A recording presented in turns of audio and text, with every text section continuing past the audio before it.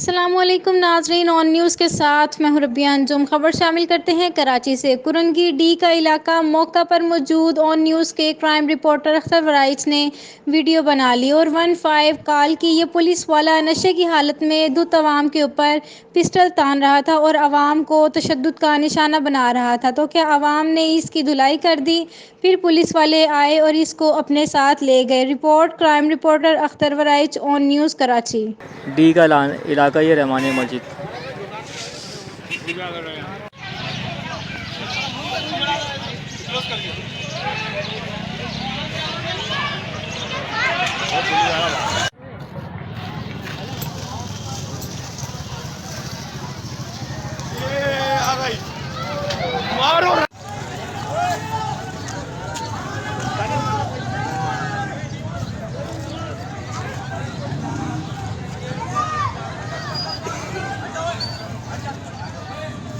आगे जाके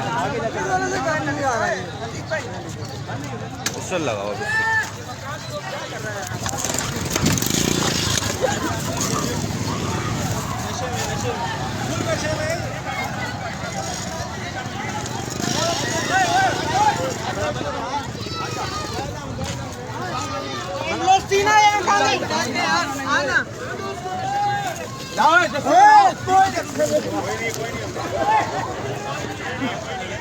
अबे नशे में पुलिस वाला नीचे दिखा इसका मुंह दिखा।